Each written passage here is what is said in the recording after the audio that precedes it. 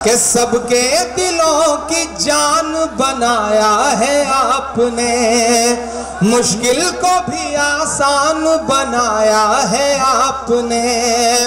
कैसे अदा करूंगा मोहब्बत का कर्ज मैं, इमरान को इमरान बनाया है आपने, इमरान को इमरान बनाया है आपने। सच की पहचान बनकर जियो तो सही, तुम निगहबान बनकर जियो तो सही। सच की पहचान बनकर जियो तो सही, तुम निगहबान बनकर जियो तो सही। ये ज़माना दब से झुकाएगा सर, तुम मुसलमान बनकर जियो तो सही, तुम मुसलमान बनकर जियो तो सही, तुम मुसलमान बनकर जियो तो सही। कि रब की राहों में फरियाद तो कीजिए, मुश्किलों में उसे याद तो कीजिए। रब की राहों में फरियाद तो कीजिए, मुश्किलों में उसे याद तो कीजिए। किसमें दम है अज़ान बंद करवाए फिर, अपनी मस्जिद को आबाद तो कीजिए, मस्जिदें अपनी आबाद तो कीजिए, बहुत अच्छे अपनी आबाद तो कीजिए। नफरतों का जो दरिया चढ़ा रहा, एकजुट हो के दरिया का रुख मोड़ दो, एकजुट हो के दरिया का रुख मोड़ दो। कैसा डर 313 वाले हो तुम, है कसम तुमको मायूसियां छोड़ दो, है कसम तुमको मायूसियां छोड़ दो। एकजुट हो के दरिया का रुख मोड़ दो। हिंदुस्तान और दुनिया के तमाम शहरों में मुशायरों में जाना हुआ है, लेकिन जो खुशी आज इस प्रोग्राम में आके हासिल हुई है और मेरी आंखों के सामने ये जो चमकदार नूरानी चेहरे बैठे हैं, इनकी मौजूदगी और इनके दिलों में जो एहतराम नजर आ रहा है, वो मुझे बता रहा है कि मेरा आना खुद के लिए बहुत मुनासिब और कामयाब रहा है। कभी किसी ने एक शेर कहा कि मोहब्बत का अगर इम्कान होता तो घर में मीर का दीवान होता। तेरी महफिल में आकर सोचते हैं ना, आते तो बड़ा नुकसान होता, आते तो बड़ा नुकसान होता। इस डाइस से एक शख्स को और मैं मुबारकबाद दूंगा कि एक दो बार बातचीत के बाद मुझे ऐसा लग रहा था कि मैं पता नहीं पहुंच पाऊंगा, आना हो पाएगा नहीं आ पाएगा। मेरे बड़े भाई की तरह हैं शायद मंजूर साहब, उन्होंने भी मुझे हुक्म वाला फोन किया कि वो बहुत अच्छा काम कर रहे हैं बच्चे, आपको जाना चाहिए, और उनका हुक्म था मेरी हाजिरी। मैं 4 मिसरे पढ़ता हूँ। मेरे एहसास के परिंदों को तुमने परवाज दी, चले आए, सारी शर्तें किनारे रख करके सिर्फ आवाज दी, चले आए, सिर्फ आवाज दी, चले आए। समझदारी दिखाने का दौर है और समझदारी दिखाने के लिए कुछ बहुत नहीं करना है हमको आपको। जमाना कैसा भी किरदार आपके सामने पेश करे, आपको तो 1400 साल पहले का जो किरदार रहा है, बस उसी को थोड़ा सा अगर आपने अपने हाथ में वो दामन पकड़ के रखा, तो मेरा ख्याल है कि जो दुनिया के सामने आप किरदार दिखाएंगे उससे बेहतर कोई किरदार नहीं हो सकता। मैं 4 मिसरे पढ़ता हूं कि हमने सीखा है ये रसूलों से जंग लड़ना सदा उसूलों से। हमने सीखा है ये रसूलों से जंग लड़ना सदा उसूलों से। नफरतों वाली गालियां तुम दो, हम तो देंगे जवाब फूलों से। हम तो देंगे जवाब फूलों से। हर उस चीज की आपको दिखा सकूं, आप तक वो बात पहुंचा सकूं जो इन दिनों मशायरों में या प्रोग्राम्स में जा करके सुना रहा हूं, पढ़ रहा हूं। 4 मिसरे पढ़ता हूं, बिल्कुल अपने तेवर के 4 मिसरे। लड़ाई तुमने जो ये बेहतरीन जीती है, लड़ाई तुमने जो, लड़ाई तुमने जो ये बेहतरीन जीती है, फरेब देके सियासी जमीन जीती है, फरेब देके। यही वो सच है जो मैं चीख करके बोले हूँ, यही वो सच है जो मैं चीख करके बोले हूँ। चुनाव तुम नहीं जीते, मशीन जीती है, चुनाव तुम नहीं। हुकूमतें बदली, निजाम बदला, एक बार भी सड़कों पे उत्पात नजर आने लगा, बदमाशियां नजर आने लगी। लेकिन आपसे एक बात पूरी जिम्मेदारी के साथ इस डाइट पे खड़ा होकर कह रहा हूं, मैं 4 मिसरे पढ़ रहा हूं साहब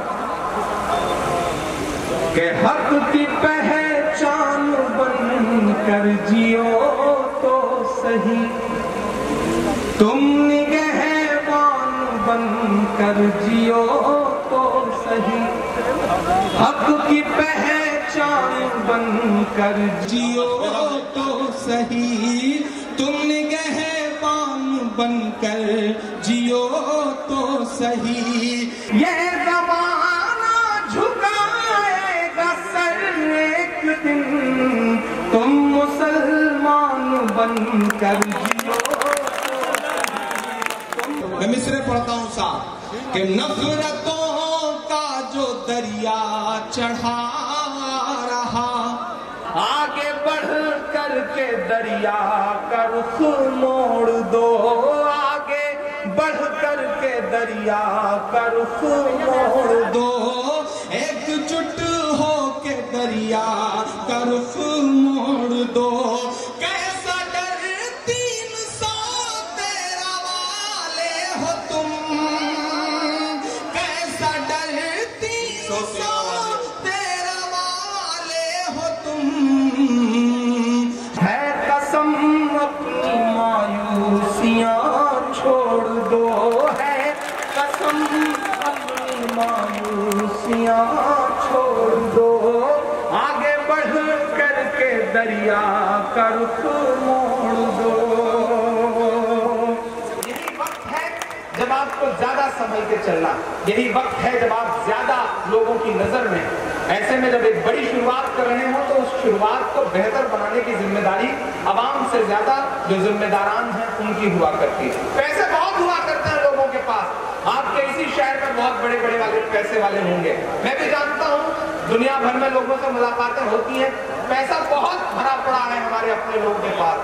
लेकिन आज मेरी आंखों के सामने बैठे हुए लोगों एक बात याद रखना कि पैसा बहुत कुछ तो होता है लेकिन सब कुछ नहीं होता। पैसा बहुत कुछ तो होता है लेकिन सब कुछ नहीं होता। सीता जब जंगल में थी तो उन्हें सोने का हिरन चाहिए था, लेकिन उन्हीं सीता को जब सोने की लंका में बिठा दिया गया तो उन्हें राम चाहिए थे। पैसा बहुत कुछ तो होता है लेकिन सब कुछ नहीं होता है।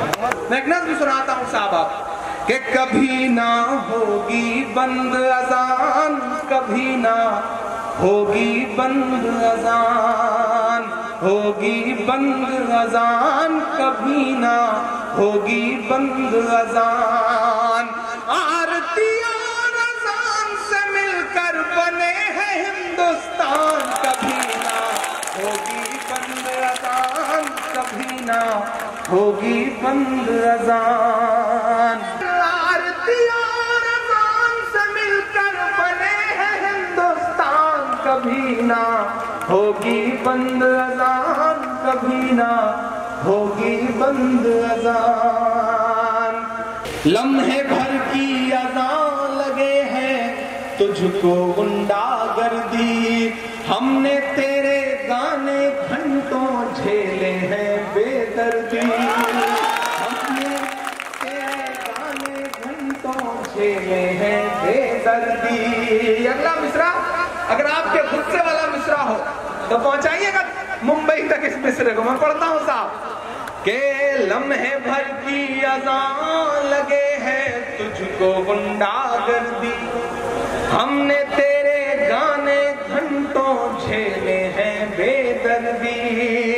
गायक बाबू बेहद नालायक है तेरा बयान, कभी ना होगी बंद अजान, कभी ना होगी बंद अजान, होगी बंद अजान, कभी ना होगी बंद अजान।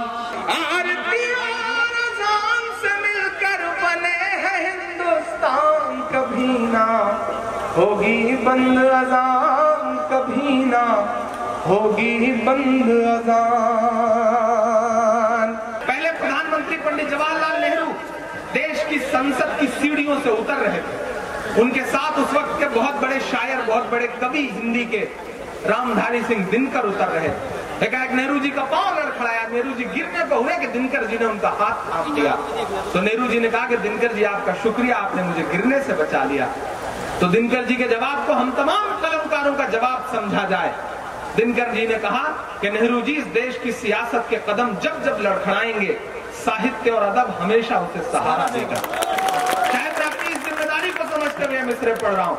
जब भी शहीद जियाउल हक की लाश मेरी आंखों के सामने आती है, मेरी आंखों में वर्दी के लिए एहतराम बढ़ जाता है। मैं पढ़ता हूँ साहब मिसरे कि सरहद पर दहशत गर्दों का कब्जा है, मुल्क पे झूठे हमदर्दों का कब्जा है। लव लेटर नहीं लिखेंगे, एक के बदले कितने सर लेके आएंगे। इमरान मिसरे पढ़ता है कि सरहद पर दहशत गर्दों का कब्जा है, मुल्क पे झूठे हमदर्दों का कब्जा है। एक के बदले 10 सर की उम्मीद न रख, दिल्ली तुझ पर नामर्दों का, नामर्दों का कब्जा है। ये हिंदुस्तान के अन्नदाता के काम की नज़्म है, इसलिए इस पे आपकी ज्यादा तालमें मांगता हूं। मैं पढ़ता हूं कि जंतर मंतर पर देखा है भूखे पड़े किसान को, जंतर मंतर पर देखा है भूखे पड़े किसान को, नींद भला कैसे आती है मेरे हिंदुस्तान को, जंतर मंतर पर देखा है भूखे पड़े किसान को।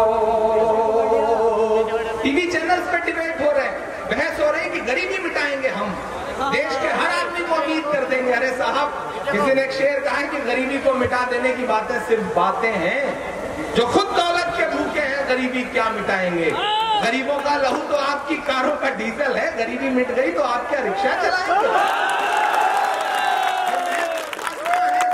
पहचानिए ऐसे लोगों को। मुझे शर्म आती है जब इस देश की सबसे बड़ी पार्टी का प्रवक्ता नेशनल चैनल पर बैठ करके डिबेट में, लाइव डिबेट में शहीद परमजीत की विधवा से झूठ बोलते हुए कहता है कि आपके पति की शहादत का बदला ले लिया गया है, 7 सैनिक मार दिए गए, और दूसरे दिन हमारे देश की सेना कहती है कि नहीं ऐसा कुछ नहीं हुआ, लाइव चैनल पे झूठ बोला गया।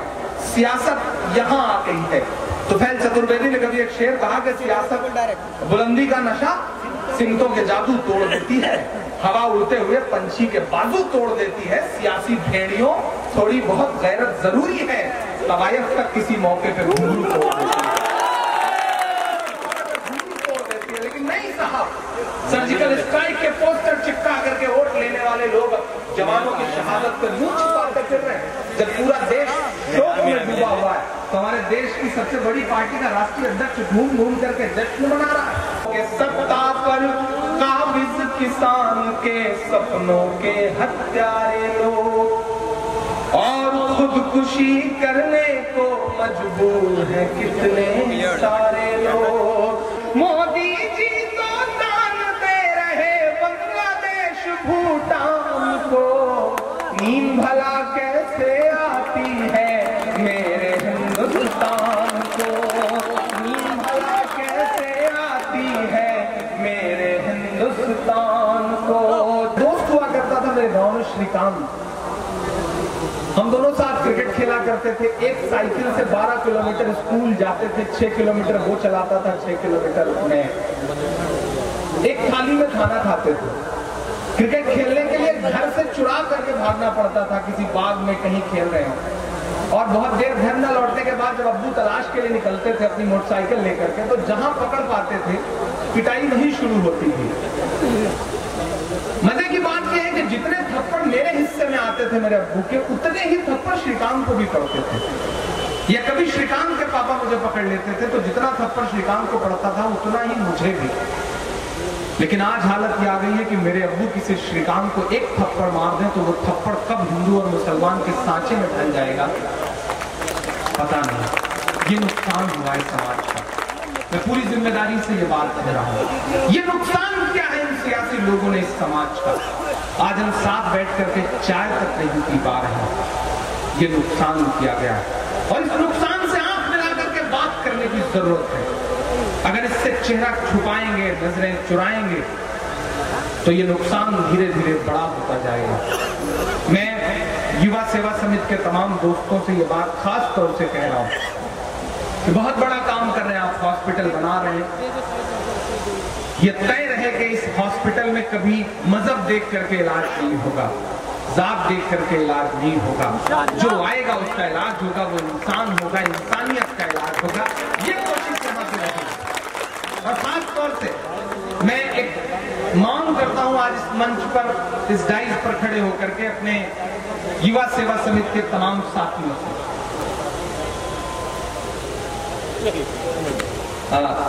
शोएब तैयब साहब हैं कोई, उन्होंने ऐलान किया है कि वो इस हॉस्पिटल के लिए 1 लाख रुपए अभी जो है वो डोनेट कर रहे हैं। वो बहुत शुक्रिया, बहुत मुबारकबाद आपको, अल्लाह आपको सलामत रखे। एक चीज और, मैं मेरठ में खड़ा होकर के मैं शाहिद भाई की मौजूदगी में और तमाम शहर मेरठ के तमाम जिम्मेदारों की मौजूदगी में एक मांग और आपके बीच में करना चाहता हूँ। देखिए, आपके मसाइल बहुत बड़े बड़े हैं, दुश्वारियां बहुत बड़ी बड़ी हैं, लेकिन एक चीज ये भी जान लीजिएगा कि इसका हल सियासत से नहीं निकलेगा। मेरी बात को सुनिएगा गौर से। आपके तमाम मसाइल या सारे मसाइल के हल सिर्फ सियासत से नहीं निकलेंगे। सियासत से हल निकलना होता तो पिछले 60 साल में बहुत बड़ी बड़ी लीडरशिप पैदा हुई और हल निकल गया होता। तो हल निकलेगा कैसे? एक कोई जगह देख लीजिए, ना हो तो किराए पे ले लीजिए या फिर चंदा करिए, कोई किराए पे एक ऐसी जगह मिल जाए जहां 40-50 बच्चों को बिठा के पढ़ाया जा सके, और कुछ टीचर हायर करिए और कुछ जिम्मेदार टीचर जो आपके समाज में हैं वो खुद पहल करके कहें कि हम बच्चों को पढ़ाना चाहते हैं। बच्चों को बताइए कि सिविल सर्विसेज का हिस्सा बनो, IAS बनो, IPS बनो। दुनिया के किसी मुल्क का कोई भी सिस्टम परफेक्ट नहीं होता, उसे परफेक्ट बनाना पड़ता है और परफेक्ट बनाने के लिए सिस्टम का हिस्सा बनना पड़ेगा। तो मेरी इस बात को याद रखिएगा। आपको आज ये बात बहुत छोटी सी लग रही होगी। मैं 3 साल पहले मैंने जब मुशायरों के डाइस से ये मुहिम शुरू करी थी तो मुझे भी लोग कहते थे कि यार मुशायरे में शायरी सुनाई जाती है, ये सब बातें क्यों करते हो। लेकिन मेरा मिशन था ये, मेरी मेहनत थी ये। और आज मैं आपको बताऊं कि जब मैं किसी एक मुशायरे से लौट के आता हूं ये बात कह करके, तो सुबह मेरे फेसबुक के इनबॉक्स में कम से कम 100 मैसेजेस ऐसे पड़े होते हैं जब नई नस्ल का बच्चा मुझे मैसेज करके कहता है कि इमरान भाई हम कसम खाते हैं कि अब आपसे तभी मिलेंगे जब IAS हो जाएंगे, IPS हो जाएंगे, ये एहसास जागा है मेरे लोगों के बीच। आप ये मत समझिएगा कि छोटी छोटी शुरुआत के कोई मायने नहीं होते। मेरी एक बात छोटी सी 1 मिनट की, इसको एहसास को अपने गांठ बांध के घर जाइएगा। एक बार जंगल में आग लगी थी, जंगल के सारे जानवर जंगल छोड़ के भाग रहे थे, जैसे आज नफरतों की आग लगी है मुल्क में। सारे जानवर जंगल छोड़ के भाग रहे थे, एक नन्ही सी गौरैया अपने जलते हुए आशियाने को देख रही थी। एकाएक उसके अंदर पता नहीं कहां से हिम्मत आई, वो उड़ करके पड़ोस के जंगल में तालाब था उस पर गई और अपनी चोंच में 2 बूंद पानी भर के ले आई, दहकती हुई आग के ऊपर छोड़ दिया। फिर पलट के गई, फिर 2 बूंद पानी ले आई, फिर पलट के गई, फिर 2 बूंद पानी लेके आई, दहकती आग के ऊपर छोड़ दिया। ये करते करते जब वो बहुत थक गई चचा, तो वो पड़ोस के जंगल के डाल पर बैठ के सुस्ताने लगी। तो वहां बैठे एक अजगर ने उससे कहा, क्यों री गौरैया, तुझे क्या लगता है तेरे 2 बूंद पानी से जंगल की इतनी बड़ी आग बुझ जाएगी? तो गौरैया के जवाब को आप सारे लोग अपना जवाब बना लें, इंशाअल्लाह 10 साल आने वाला बहुत बदलाव का दौर होगा। गौरैया ने कहा कि मुझे ये बात पता है कि मेरे 2 बूंद पानी से जंगल की इतनी बड़ी आग का कुछ नहीं होने जा रहा, लेकिन उससे भी बड़ी बात मुझे ये पता है कि कल जब जंगल की तारीख लिखी जाएगी तो मेरा नाम आग लगाने वालों में नहीं बल्कि आग बुझाने वालों। इस कोशिश के लिए आगे बढ़िए, इस कोशिश के लिए अपने बच्चों को पढ़ाने का बीड़ा उठाइए।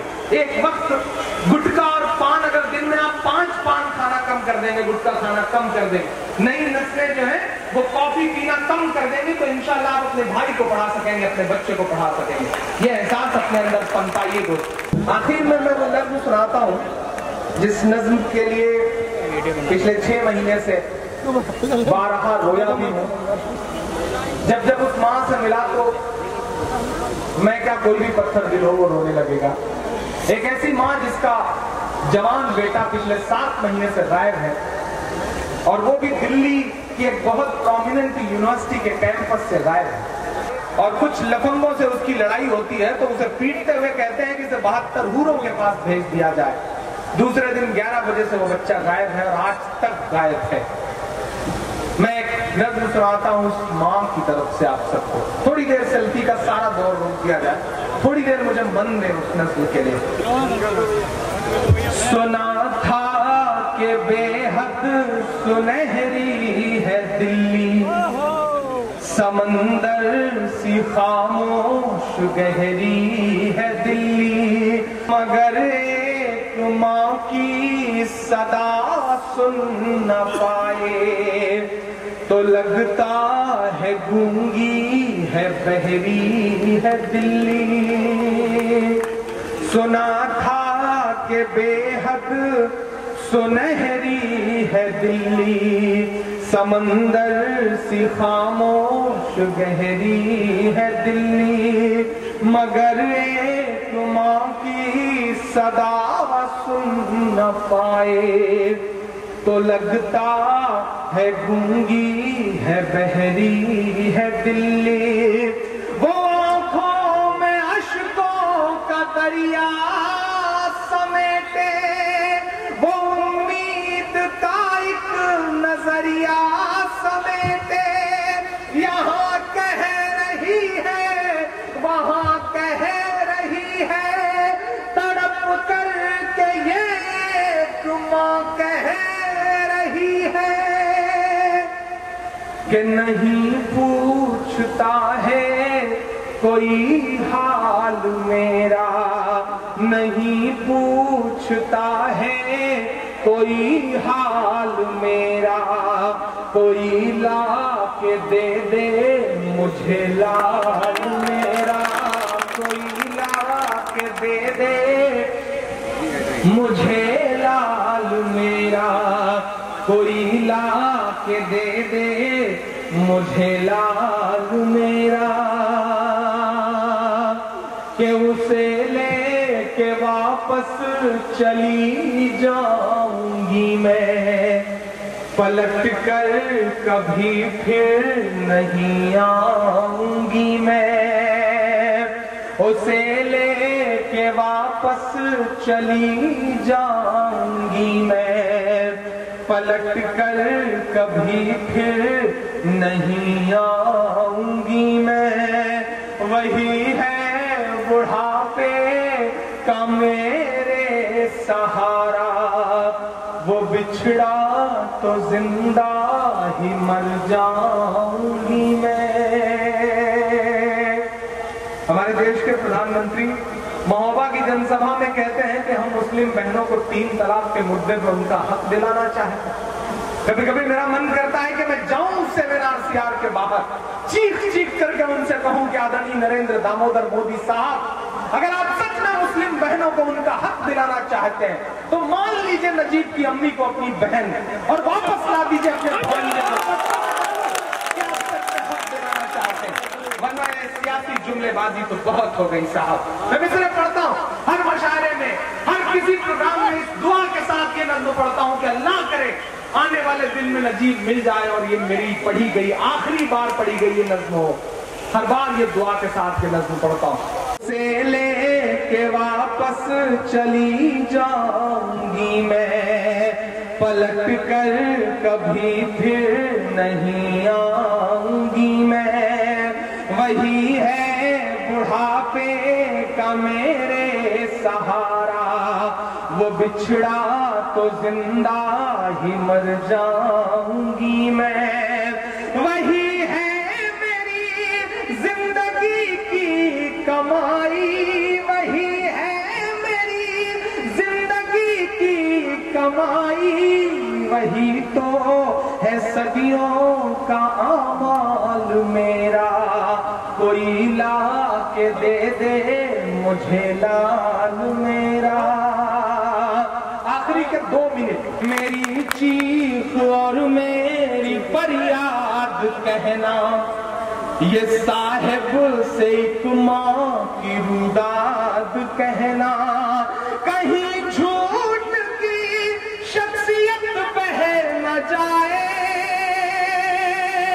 दिल्ली से आंख मिला करके एक शायर बोलता है एक माँ के आंसुओं के साथ कि कहीं झूठ की शख्सियत बह न जाए, ये नफरत की दीवार छत बह न जाए। है एक माँ के अश्कों का सैलाब साहिब।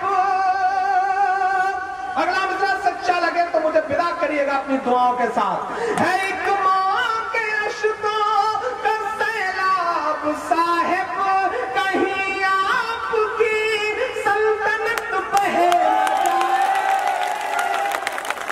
उजड़ सा गया है गुलिस्तां वतन का, नहीं तो ये भारत था खुशहाल मेरा। एक बार फिर से मुबारकबाद युवा सेवा समिति को, बदर साहब को, आमिर साहब को। उर्वशी जी लगातार इस प्रोग्राम को अपडेट करती रही, मुझे भी कई बार उनके मैसेजेस आए, उनको बहुत मुबारकबाद। आपकी पूरी टीम को मुबारकबाद।